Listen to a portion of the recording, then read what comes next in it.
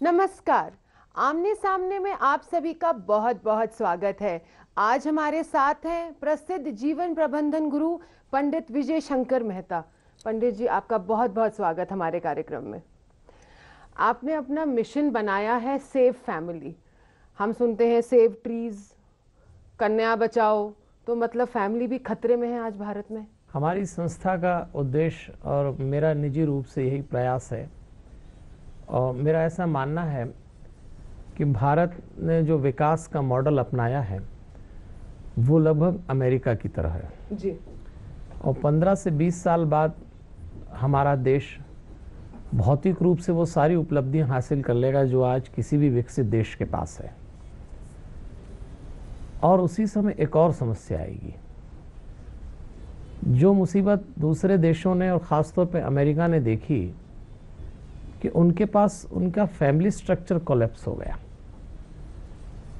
वो आज जहाँ पहुँचे हैं अब वहाँ से उनको चिंता शुरू हुई। हमारे पास एक सुविधा है कि हम 20 साल बाद या 15 साल बाद जब अमेरिका की तरह इस मटेरियलिस्टिक युग में, साइंस में, टेक्नोलॉजी में उस हाइट पे होंगे, हमारा वैसा ही डेवलपमेंट होगा, तो हम उसकी गलती से ये सीख लें कि ये नुकसान जो उसको हुआ वो हमें न हो। पहले से सचेत हो जाए पहले, और हमारे पास स्पेस भी है, गैप भी है जी। तो हमको ये करना चाहिए कि इस समय जब ये दौड़ शुरू होती है, भौतिक दौड़, संसार की दौड़ बुरी नहीं है, होना चाहिए। टेक्नोलॉजी में हमको वहाँ पहुँचना है जहाँ कोई भी विकसित देश है, धन भी कमाना चाहिए। लेकिन क्या होता है कि जब इंसान इस दुनिया में जाता है तो वो इतना बाहर चला जाता है, इतना बाहर चला जाता है कि सुख और सफलता तो मिल ही जाती है, शांति कहाँ से लाएंगे? और ये शांति किसी इंस्टीट्यूट, किसी कॉरपोरेट ऑफिस की सैलरी, किसी तिजोरी से नहीं निकलती, ये आदमी को खुद अर्जित करना पड़ती है। और इन दिनों मुझसे आप सब सहमत होंगे कि भारत के परिवारों में अशांति शुरू हो गई है। बिल्कुल हो गई है। हाँ, वो तस्वीर उभर कर आ रही है जी। वो तो मुखोटा ओढ़ के जीने में माहिर है आदमी, तो पता नहीं लगने देता। लेकिन जिस भी सफल, जिसको लोग रोल मॉडल कह रहे हैं आज, अच्छे से अच्छे कामयाब आदमी को अकेले में उसके कलेजे पे छू के देख लें तो भीतर से परेशान है, हैरान है, निराश है, दुखी है, चिड़चिड़ा है, बेचैन है, हताश है और काफ़ी हद तक अवसाद, डिप्रेशन में डूबा हुआ है। लेकिन अब चूंकि बाहर से सब जमावट है, ये लंबे समय नहीं चलेगी। तो हमारी संस्था ने और निजी रूप से मैंने विचार किया कि भारत का जो जीवन है, यदि आप मुझे अनुमति दें तो मैं आपको एक दृश्य दिखाना चाहूँगा। जरूर। कि मैं ऐसा क्यों सोचता हूँ कि परिवार बचाएं। कि 30 साल पहले भारत के परिवारों में तनाव का केंद्र सास और बहू के झगड़े हुआ करते थे। 30 साल पहले भारत के जो परिवार टूटे वो इसके कारण टूटे, कई घर बर्बाद हो गए। 30 साल का वक्त गुजरा, वो सारी बहुएं सास बन गई, उनको अकल आ गई, परिवार छोटे हो गए। पहले 4-5 बच्चों से कम बच्चे नहीं होते, तो वो सास जी पहले लड़के इसके घर चली जाती, उसके घर चली जाती, अब 1 या 2। तो उनको भी अकल आ गई कि रहना है तो ढंग से रहो। पढ़ी लिखी बच्चियां बहू बन गई, सास बन गई। ये झगड़ा अब नहीं है थोड़ा बहुत, लेकिन उस लेवल पे नहीं है। कोई बहुत पराक्रमी और अभी भी लड़े तो बात अलग है। 30 साल बाद तनाव का केंद्र जो इस समय चल रहा है भारत के परिवारों में, वो है पति पत्नी के बीच तनाव। भारत के इतिहास में ऐसा समय कभी नहीं आया कि हस्बैंड वाइफ के अंडर करंट इतना टेंस चला हो। अब क्या कारण मानते हैं इसका? मैं उस पर भी आऊंगा, लेकिन ये बहुत दिन नहीं चलेगा। आपका जवाब शायद इसमें आ जाएगा। अब भारत में भी पति पत्नी बहुत दिन नहीं लड़ेंगे, विदेश में नहीं लड़ते, फैसला हो जाता है, राहें अलग कर लेते हैं इमीडिएट। इस वीकेंड शादी हुई, मंडे से आपका हमारा नहीं जम रहा है, अगले फ्राइडे तो फाइल कर दिया केस।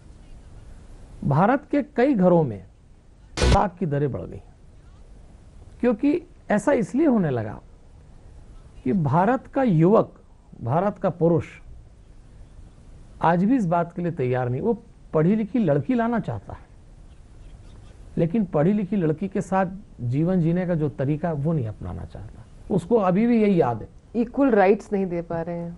मतलब वो अभी भी यही सोचता है कि मेरे पिताजी को मेरी माँ बेटी पिलाया करती थी तो मुझे पिलाए। अब आपने अपने बराबर अपनी सैलरी, अपने कैरियर, और अब जो शादियां हो रही हैं भारत के घरों में, जी माफ करिएगा, अब ये शादी आदमी औरत की कम, 2 एजुकेशन की मैरिज होगी, 2 एम्बिशंस की मैरिज होंगी, 2 कैरियर की मैरिज होंगी, 2 सैलरीज की मैरिज है, 2 टेक्नोलॉजी की शादी है। तो इन और सब का शादी के मेल अर्थ बदल जरूरी गए, है। शादी के अर्थ बदल गए। बहुत साल पहले भारत में ये इसलिए तनाव आया, जो आपने प्रश्न पूछा था, कि भारत में पहले दाम्पत्य में पति और पत्नी के बीच समर्पण चला और वो था औरत का। उस समय औरतें पढ़ी लिखी नहीं थी, आर्थिक रूप से न स्वतंत्र थी और न ही संरक्षित थी। बिल्कुल। तो खिंच गया, खूब कोड़े मारे आदमी ने औरत की पीठ पे, सारा समर्पण उसको करना था। वर्षों तक, यानी हमारे दादा दादी से पीछे का अगर ग्रुप लें तो दाम्पत्य चला समर्पण से, वो दौर खत्म हो गया। इस समय दाम्पत्य चल रहा है सहमति और असहमति से। ये भी ठीक नहीं है, क्योंकि अब सहमति हो ही नहीं सकती पति पत्नी में, क्योंकि दोनों पढ़े लिखे हैं तो दोनों के अपने व्यूज होंगे। अब जो जोड़े बन रहे हैं उनको एक बात समझना पड़ेगी कि समर्पण का दौर गया, सहमति का भी दौर गया, अब दौर आएगा समझ का। अब वही जोड़े चल सकेंगे जो एक दूसरे को समझ के। हाँ, असहमति है मेरी आप में, आप में मेरी में, असहमत है हम लोग किसी इशू पे, लेकिन समझ है कि हम पति पत्नी हैं, किसी के बच्चे हैं, कल हमारे बच्चे होंगे, और जो आपके बच्चे हों उनमें हम लोग मॉरल वैल्यूज कैसे इनकलकेट करें, ये हम आपसे जानेंगे, लेकिन एक छोटे से ब्रेक के बाद। हम ब्रेक के बाद अभी वापस आते हैं। आप लोग देख रहे हैं आमने सामने। हमने उठाए चंद कदम अप्रवासी भारतीय मूल और विशिष्ट श्रेणी के उद्यमियों के लिए प्राथमिकता के आधार पर भूमि आवंटन, होटल व्यवसाय को दिया औद्योगिक गतिविधि का दर्जा, रूपांतरण शुल्क समाप्त, जनजाति बाहुल्य और औद्योगिक रूप से पिछड़े जिलों में विशेष उत्पादन प्रोत्साहन राशि, महिला उद्यमियों को 25% और निःशक्त उद्यमियों को भूमि आवंटन में 50% की छूट, औद्योगिक क्षेत्र में 500 से 1000 श्रमिकों के आवासों पर विकास शुल्क में 50% और 1000 से अधिक श्रमिकों के आवासों पर 75% की भारी छूट, औद्योगिक भूखंडों पर अब 15 मीटर ऊंचाई तक भवन निर्माण की सुविधा और नतीजा, औद्योगिक विकास को मिली नई गति, उद्यमियों का सच्चा साथी और औद्योगिकरण का कैटलिस्ट। रीको बनेगी भारत में भी विश्व स्तरीय इमारतें, जर्मन टेक्नोलॉजी से बना वर्ल्ड क्लास सीमेंट, भांगर सीमेंट सा नहीं सबसे अच्छा, बड़े अच्छे लगते।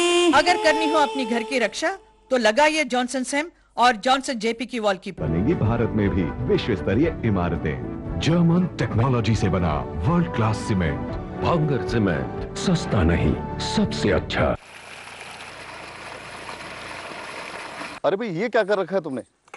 तुम्हारे खेत पर बिना काम के मोटर चल रही थी, उससे बिजली और पानी दोनों बर्बाद हो रहे हैं। तो इससे क्या फर्क पड़ता है? अरे भाई फर्क कैसे नहीं पड़ता, एक तो पानी व्यर्थ बहने से तुम्हारा खेत खराब हो रहा है और बिना काम के मोटर चलने से बिजली बर्बाद हो रही है। अब तुम ही बताओ, अगर तुम इसी तरह इन सब चीजों को बर्बाद करते रहोगे तो एक दिन ना पानी बचेगा और ना बिजली, फिर क्या करोगे? बिजली की बचत ही बिजली का उत्पादन। बनेगी भारत में भी विश्व स्तरीय इमारतें, जर्मन टेक्नोलॉजी से बना वर्ल्ड क्लास सीमेंट, भांगर सीमेंट सस्ता नहीं सबसे अच्छा। अरे तुम बता रहे थे कि नरेगा योजना में 1 साल में एक परिवार को 100 दिन का रोजगार देने की गारंटी है। हाँ बिल्कुल, लेकिन मुझे तो इस साल अभी तक काम ही नहीं मिला। क्या तुमने फॉर्म नंबर 6 भर के जमा करा दिया? ये फॉर्म नंबर 6 मिलेगा कहाँ? अरे भाई ये फॉर्म नंबर 6 तो आजकल बड़ी आसानी से मिलने लगा है।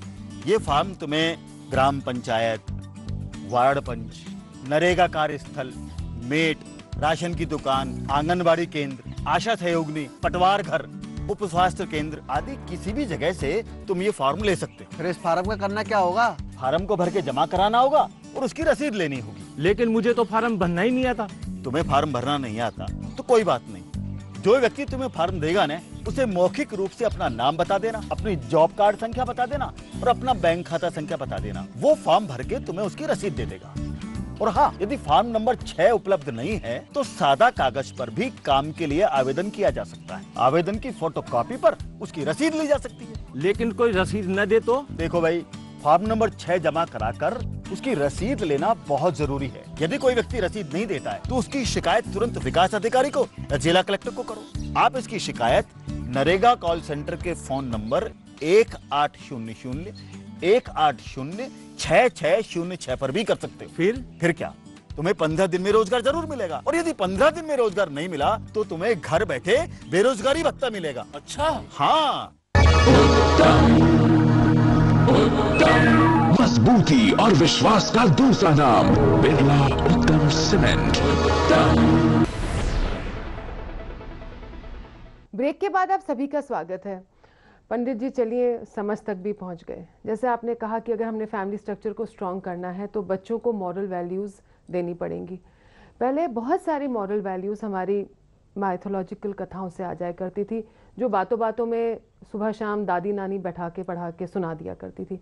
अब वो स्ट्रक्चर तो रहा नहीं है, तो बच्चे कहाँ से सीखेंगे? टेलीविज़न से, जो हनुमान सीरियल्स, मूवीज़, कार्टून्स देख के? आपने बच्चों की बात की तो मैं वापस वहीं से ला रहा हूँ जी। 30 साल पहले तनाव का केंद्र सास बहू, 30 साल में शिफ्ट होके हस्बैंड वाइफ, 30 साल बाद ये तनाव का केंद्र फिर शिफ्ट हो जाएगा और वो होगा माता पिता और बच्चे। और वो भारत के लिए बहुत दुखदाई दिन होंगे। वो आएगा समय, हम नहीं समझेंगे। अगर अभी के पति पत्नी माता पिता के रूप में नहीं समझे तो 30 साल बाद भारत के परिवारों से माता पिता नाम की संस्था ही खत्म हो जाएगी, जो विदेश में नहीं होती। विदेश में 18 साल के बाद किसी बच्चे को माता पिता नाम की संस्था से लेना देना नहीं होता, लीगली भी और मोरली भी। ये 30 साल बाद, क्योंकि आज जो पति पत्नी है जब वो माता पिता बन रहे हैं, और आपने कहा अगर वो मोरल वैल्यूज नहीं ट्रांसफर कर रहे हैं, आदमी हर माता पिता वसीयत में क्या देता है आजकल? एक मोटरसाइकिल, एक बंगला, एक कैरियर, एक एजुकेशन, अच्छी सैलरी, अच्छी आदमी, अच्छी औरत पति पत्नी के रूप में। लेकिन आप वो नहीं दे रहे हैं तो ये बच्चे बड़े होके आपको खारिज कर देंगे। पर कैसे दें जी? माँ बाप के पास फुर्सत ही नहीं है और खुद नहीं है वो मॉरल वैल्यूज, तो बच्चे को कहाँ से? इस समस्या का निदान आज जो पेरेंट्स हैं इनको निकालना पड़ेगा। देखिए बहन जी, समय इस दुनिया में परमात्मा ने सबको 24 घंटे ही दिए हैं। ये बड़ी अंतरराष्ट्रीय बहानेबाजी है कि समय नहीं है। माँ बाप ये कहते हैं, सारे लोग बहानेबाजी करते हैं। इसी 24 घंटे में कोई प्राइम मिनिस्टर पूरा देश चलाता है, इसी में किसी से दफ्तर नहीं चलता, इसी में घर नहीं चलता। आज की जो जीवन शैली है इसको थोड़ा सा टर्न करना पड़ेगा। आज के जब भी मैं अपने आज के बीच के माता पिताओं से बात करता हूं कि आप खूब व्यस्त रहें, आपके बच्चे पैदा होंगे, लेकिन आपको अपनी लाइफ का क्रम, अभी क्या हो रहा है, आदमी अपना मैक्सिमम कंसंट्रेशन और टाइम प्रोफेशनल लाइफ को देता है, थोड़ा बहुत समय बचता है तो सोशल लाइफ, फिर आया तो फैमिली लाइफ, और फिर आया तो पर्सनल लाइफ। तो मेरा ये कहना है कि इसको थोड़ा सा बदल लेना चाहिए। अध्यात्म इसका एकमात्र निदान है, धर्म नहीं, अध्यात्म। लगे लगे मैं ये भी बता दूं कि धर्म अगर शरीर है तो अध्यात्म आत्मा है जी। अध्यात्म को कोई गहरे अर्थ में ना ले ले। अध्यात्म का अर्थ थोड़ा सा अपने भीतर उतर के अपनी आत्मा के पास बैठना, स्पिरिचुअलिटी, बस अपनी निजता को जान ले आदमी जी। उसके लिए टाइम नहीं है। अब हम ये कहते हैं कि आप पहले 15 मिनट खुद पे काम करिए, मेडिटेशन करिए, प्राणायाम करिए। 15 मिनट जो लोग मेडिटेशन करेंगे वो मैच्योर हो जाएंगे, वो लाइफ को समझेंगे, लेवल्स को। जब वो मैच्योर आदमी फैमिली लाइफ में आएगा तो वो फैमिली लाइफ का जो सैचुरेशन है उसको वो फील भी करेगा और एक्सेप्ट भी करेगा। ऐसे लोग फैमिली लाइफ में सैचुरेटेड होंगे, पर्सनल लाइफ में मैच्योर हो गए, फिर वो सोशल लाइफ में आएंगे तो अपने कमिटमेंट्स, अपने ड्यूटीज को समझेंगे। और ऐसे लोग जब प्रोफेशनल लाइफ में आएंगे तो वो पैसा कमाने के अलावा शांति कमाने के भी सूत्र समझेंगे। सही बात। और ऐसे पेरेंट्स फिर अपने यहाँ गली निकाल लेंगे। फिर वो जब घर आया करेंगे तो साथ में डिनर के पहले एक मेडिटेशन का सेशन छोटा सा कर लिया, 10 से 15 मिनट। क्योंकि मेडिटेशन का एक बड़ा फायदा ये होता है कि जब आप सांस से मेडिटेशन करते हैं, इसकी सीधी सी परिभाषा है ध्यान की कि मन के अभाव का नाम ध्यान है, एब्सेंस, और मन अंग्रेजी में माइंड कहा गया है। मेडिकल साइंस ह्यूमन बॉडी में माइंड नाम के एलिमेंट को नहीं मानता, वो कहता है ब्रेन है, हार्ट है। लेकिन अध्यात्म कहता है कि मन ही अशांति का केंद्र है। मैं और आप बैठे हैं, हम और आप अगर दोनों अशांत हैं तो हमारे मन के कारण है। मेरे मन में कुछ आ रहा है, आपके मन में कुछ आ रहा है, दोनों नेगेटिव रेज निकाल रहे हैं तो कभी शांत नहीं रहेंगे, चाहे वो हस्बैंड वाइफ हो, बाप बेटा हो, माता पिता बच्चे। बिल्कुल। लेकिन जैसे ही आप मेडिटेशन करते हैं, इस मन की फीडिंग को आप स्टॉप करते हैं। मन फीडिंग करता है सांस से, देख के, पढ़ के, छू के नहीं करता। यदि मैं सांस से थॉटलेस ब्रीदिंग जिसको कहते हैं, मन को विचार देना बंद कर दूं, और जैसे ही मन को विचार देना बंद किए, वो साइलेंस कंडीशन में आया और आपके कंट्रोल में आया। अभी तो मैं और आप बात कर रहे हैं और माफ करिए, हम दोनों इस पूरी बातचीत के दौरान भी भीतर से कुछ सोच चुके हैं। कमाल करता है आदमी का मन, कमाल करता है। बिल्कुल, मतलब वो कहीं भी जा सकता है, सारी दुनिया घूमता है, पति पत्नी साथ में, दोनों की दुनिया, बाप बच्चे। तो थोड़ा सा मेडिटेशन करने का फायदा ये है कि इस समय भारत के परिवारों में लोगों को सामूहिक पूजा करें, बहुत अच्छी बात है कर्मकांड, लेकिन मेडिटेशन करें। जैसे आपने कहा कि भाई हमारे यहाँ पे बच्चों को अभी भी बहुत एक प्रोटेक्टेड एटमॉस्फेयर में रखा जाता है, माँ बाप उसको उनको अच्छे से पालते हैं, एंड बाहर के देशों में आफ्टर 18 कोई मतलब ही नहीं है। लेकिन इसका एक और पहलू भी मैं, जैसे कई लोग कहते हैं कि हम हमारे बच्चों को छोड़ते ही नहीं है, सारी ज़िंदगी वो बच्चे रहते हैं और हम लोग माँ बाप रहते हैं, यहाँ पे हम लोग बच्चों को इंडिपेंडेंट नहीं होने देते। आपका क्या विचार है? इसको कहते हैं अटेंशन। हिंदी में दोनों का एक ही अर्थ है। आजकल माता पिता बहुत अधिक ध्यान देते हैं, ध्यान कराते नहीं है। तो बच्चे के तो मनोविज्ञान होता है अटेंशन। आप किसी बच्चे को देख लीजिए, खेलता हुआ गिर जाए तो सबसे पहले देखता है कौन देख रहा है। कोई नहीं देख रहा तो झाड़ के बिना रोए चला जाएगा, और दिख गई माँ तो रोने लग जाएगा। ये तो मनोविज्ञान है। तो ये जितना अटेंशन बच्चों को दिया जा रहा है, इसकी जगह थोड़ा ये वाले ध्यान की जगह मेडिटेशन वाला ध्यान दें, बच्चे को स्ट्रेंथन करें। नेचुरली अगर आप उसको बचपन से ये समझाएंगे कि बेटा शरीर के अलावा कोई आत्मा होती है, शांति का केंद्र भीतर है, और लगातार उसको मेडिटेशन अभी से कराएंगे, उन बच्चों का मेमोरी लेवल हाई होगा, लैक ऑफ कंसंट्रेशन की प्रॉब्लम सॉल्व होगी जो माइंड से जनरेट होती है। और ये साइंस है, इसीलिए हर बच्चे को होमवर्क करने के पहले उसकी माँ को उसके साथ केवल थॉटलेस ब्रीदिंग के 5, 7, 10, 15 स्ट्रोक जितना कर सके, कोई गुरु मंत्र हो, जो जिसका धर्म हो, जो जिसकी इबादत का तरीका हो। मैं हनुमान चालीसा बोलता हूँ, मैं हनुमान का भक्त हूँ, पर मैं कहता हूँ आप स्वतंत्र हैं, जो थॉटलेस ब्रीदिंग करिए। और जैसे आपका माइंड कंट्रोल में आया, आप देखिए कि आपका पूरा सोच बदल जाता है। और ये बहुत ज़रूरी है परिवारों में आज भारत के। आप जैसे इंडिया की history, it's a very long history, it's a very long culture, और आजकल जैसे आप खुद ही कहते हैं कि बच्चों को ज्ञान नहीं है। हम लोग और बहुत चीज़ों के बारे में जानते हैं, बट इस चीज़ का हम लोग को ज्ञान नहीं है। तो कितना ज़रूरी है कि हम लोग हिस्ट्री के कौन से पैनल्स की बात करते हैं, हमारी पुरानी माइथोलॉजी, दी मुस्लिम एरा, या जो ये अंग्रेज़ों से हमारी लड़ाई करके हमने आज़ादी जीती, कि किससे हमारी लर्निंग सबसे ज़्यादा रहेगी? देखिए, अब तो क्या है, ज्ञान का युग चला गया। देखो मैडम, अब है इंफॉर्मेशन का युग। हाँ, मतलब आप ज़्यादा मेहनत अब बच्चों पे इस बात को न करें कि वो बहुत इतिहास जाने। हमको इन बच्चों को, हमारे यहाँ हिंदी में एक शब्द चलता है संस्कार, वैल्यूज। बिल्कुल, वैल्यूज होता है मूल्य। अच्छा, संस्कार का एकदम से कोई बहुत, आप अंग्रेजी में बहुत अधिक आप नहीं तो कल्चर से जोड़ सकते हैं, संस्कृति से संस्कार। अच्छा, तो वैल्यू बेस्ड लाइफ के लिए हमको इनको समझाना है। अब वो इतिहास के किसी भी पन्ने में दर्ज हो तो उससे परिचय कराइए, बजाय इसके। क्योंकि क्या हो रहा है कि अब जो इनका टाइम है इतना टाइट है, वो पूरे तो सब भरा हुआ है जिंदगी का हर सेगमेंट इनका, अब आप और नहीं डाल पाएंगे। तो अब उनको हमको यही बताना है कि जिस दिन ये बड़े हों, कामयाब हों, पैसा कमाने निकलें, उस दिन भीतर की शांति इनको कहाँ से मिल सकती है। यदि किसी इतिहास से मिल सकती तो ज़रूर वो पढ़ें, वर्तमान से मिल सकती तो वो पढ़ें, और भविष्य से मिल सकती हो तो। वर्तमान और भविष्य में तो अब कोई ऐसे लोग दिखते नहीं है कि ये बच्चे उनको रोल मॉडल बना लें। इसलिए इतिहास के कुछ पात्र जो इनको मन में शांति और जिनकी मोरल वैल्यूज के लिए काम हो, उतना इनका कनेक्शन होना चाहिए।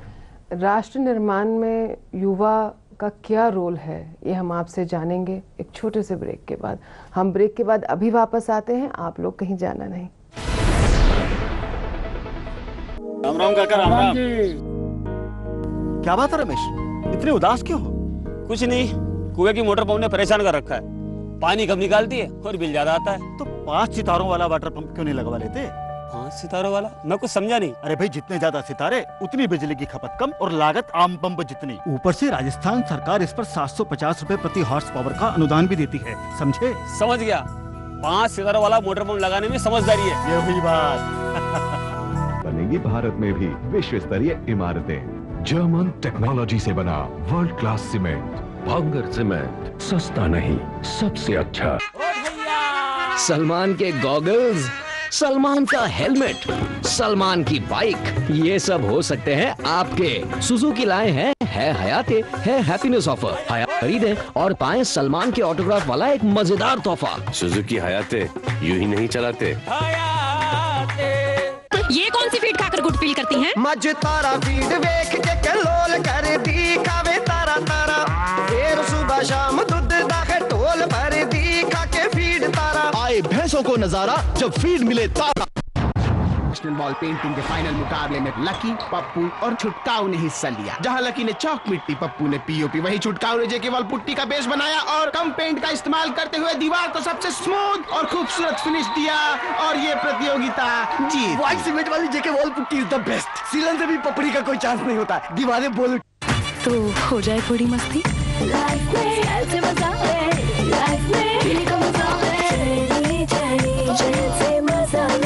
ये है उभरता हुआ भारत, इसकी गारंटी कौन लेता है? हजारों गाड़ियों का वजन, सुरक्षा की गारंटी।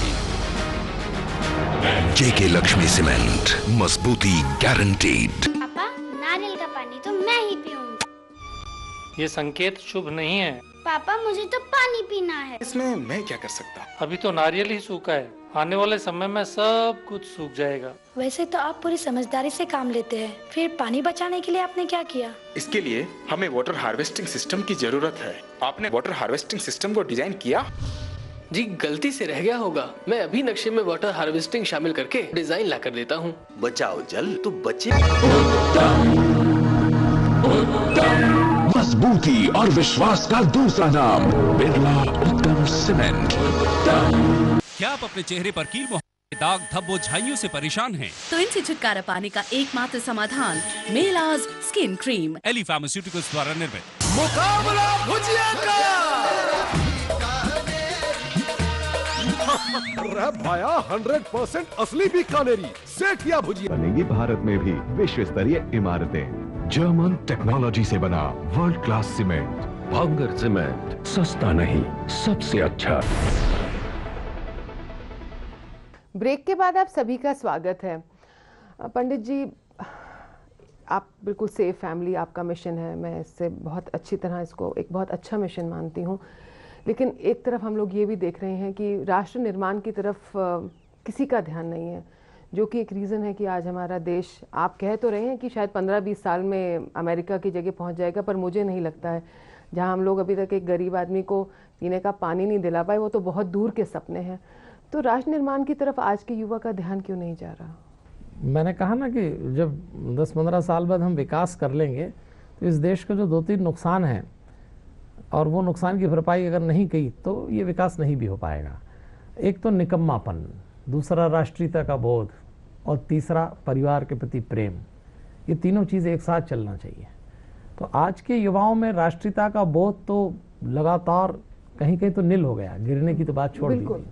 ये सारे बच्चे इस देश को प्लेटफॉर्म की तरह यूज़ कर रहे हैं, खाया पिया थोका आगे चल दिए। अब इनसे अगर बात की जाए तो फिर वही बात है कि राष्ट्रीयता के लिए कोई मॉडल तो हो। आज जिन लोगों को अखबारों में कर्णधार नेतृत्व करते हुए देखते हैं और ये बच्चे जिसकी तस्वीर देखते हैं, बुरा मत मानिए, लेकिन लगातार टेलीविज़न पे, अखबारों में, मैगज़ीन में इन बच्चों को जो तस्वीरें देखते हैं और जब ये कहा जाता है कि ये लीडर्स हैं और दूसरे ही दिन आप ये बताते हैं कि हर चेहरे पे एक कालिक पुती है, तो ये बच्चे इसलिए नेतृत्व, राष्ट्रीयता, इस सब के प्रति उदासीन हो गए। मैंने पीछे एक बच्चे से पूछा था कि मैंने कहा भगत सिंह भी तो तुम्हारी ही उम्र का था, तो उसने बिल्कुल सही मेरे को जवाब दिया, बोला लाला लाजपत राय कहाँ से लाएंगे हमारे लीडर। यही सवाल है कि ये बच्चों के साथ, इसलिए ये जिम्मेदारी केवल युवाओं पे नहीं दी जा सकती। ये जो मध्य आयु के लोग हैं, जिसमें हम और अब ज्यादा शामिल हैं, हमारे पास अभी पीछे एक आदर्श की स्मृति है और नए के बिगड़ते हुए का एक अंदाज है। हम लोगों की सबसे ज्यादा जिम्मेदारी, जिसको मैं मध्य आयु वर्ग के लोग कहता हूं, कि आपके पास पिछला एक याद है। क्योंकि मैं बार बार परिवार की बात करता हूं, इसलिए मुझे याद है कि परिवार में एक समय पिता हुआ करता था। कभी वो राष्ट्रपिता होगा या समाज का ऐसा व्यक्ति, पर मेरे घर में मुझे ध्यान है, या मेरे जैसे कई लोगों को ध्यान है, कि जब पिता आया करता था, लगता था एक रौब, एक अनुशासन, एक ऐसी कोई आए, पिताजी आए। पिताजी अगर कोई सवाल पूछते थे तो औलादों को जवाब देने में 2-3 मिनट लगते थे कि पिताजी ने पूछा। आज उल्टा है, आज पिताजी को 5 मिनट लगते, पूछू कि नहीं पूछूं मैं। तो ये दोष किसका है? केवल नई पीढ़ी का नहीं है, कहीं न कहीं हम लापरवाही कर रहे हैं। माँ बाप को जिम्मेवारी जी, हमारी जो वसीयत तैयार हो रही है आगे के लिए, ये ठीक नहीं हो रही। तो हमें थोड़ा सा ध्यान देना चाहिए। और इसीलिए चूंकि अब जो बच्चे हैं, ये माता पिता के समझाने से नहीं सीखेंगे, ये ध्यान रखिए। अब जो बच्चा है वो सबसे ज्यादा सीखेगा आचरण से। आपने थोड़ी देर पहले कहा परिवार में दादा दादी, नाना नानी, ये तो आइटम ही खत्म हो गए, जो रात को कभी बाहों में लेके बच्चों को गीता रामायण की कथा सुनाते हैं और वो सो जाते थे कथा सुन के। अब छोटी छोटी यूनिट हो गए। अब आप दादा दादी, नाना नानी की कथा माता पिता क्या सिखाएं? अब तो आधी रात को बच्चा आता है और कोई ऐसी कहानी सुनाता है कि आपकी बाकी रात की नींद उड़ जाए। तो मुद्दा ये है कि न तो कोई ज्वाइंट फैमिली में 15 लोग एक छत के नीचे रहे खामोशी से और संस्कार से, नहीं तो कोई मतलब नहीं, और न ही 2 पति पत्नी रहे और शांति से रहे तो भी कोई मतलब नहीं। इसीलिए भारत के परिवारों का आधार होना चाहिए प्रेम, भारत के व्यवसायिक जीवन का आधार होना चाहिए परिश्रम, भारत के राष्ट्रीय जीवन का आधार होना चाहिए ईमानदारी, और भारत के निजी जीवन का आधार होना चाहिए पवित्रता। और मुझे तो कुछ भी नहीं दिख रहा जी। तो इसमें भी चिंता करने की बात इसलिए नहीं है कि हम उस संस्कृति से निकले हुए लोग हैं कि हमने इतना बुरा देखा तो कोई राम आया, उसकी पत्नी को रावण हर के ले गए, उससे तो बेहतर स्थिति में अभी आप। कृष्ण की बहन, कृष्ण की सखा को भरी सभा में अपमानित कर दिया, उससे बेहतर स्थिति में आप। तो हर समय एक बुराई है, हर समय एक अच्छाई है। हर समय दुर्योधन है तो कृष्ण है, रावण है तो राम है। बिल्कुल निराश होने की जरूरत नहीं। इस मामले में मैं बहुत आशावादी हूं कि ये तो दौर है, इसमें क्या है, हमारे बच्चे हैं, रावण के मार्ग पे चल रहे हैं, लेके आएंगे। कोई हनुमान आएगा जो विभीषण को लाएगा और लंका पे राज कराएगा। इसलिए बहुत आशावादी हूं मैं। मुझे लगता है कि भारत का विकास, भारत का भविष्य बहुत सुंदर है। हनुमान जी लाइफ मैनेजमेंट गुरु कैसे हैं? अगर आप हनुमान जी के जीवन का ग्राफ देखें तो हनुमान जी ने अपने जीवन में जो काम किया वो बहुत प्लानिंग के साथ, होमवर्क के साथ और बड़े विजन के साथ किया है। आज जो लोग मैनेजमेंट की दुनिया में हैं, इनको इन 3-4 चीज़ों की बड़ी ज़रूरत पड़ती है। तो यदि बहुत बारीकी से देखें तो आप पाएंगे कि वो उन्होंने जो निर्णय लिए, अगर उस निर्णय को ये सिर्फ कट पेस्ट करके भी अपनी लाइफ में आज के युवा जोड़ लें तो हमें लगता है कि सचमुच हनुमान जी जीवन प्रबंधन गुरु हैं। और ऐसे अनेक प्रसंग हैं, तो उनमें ज्ञान, कर्म और उपासना तीनों का कॉम्बिनेशन भी है।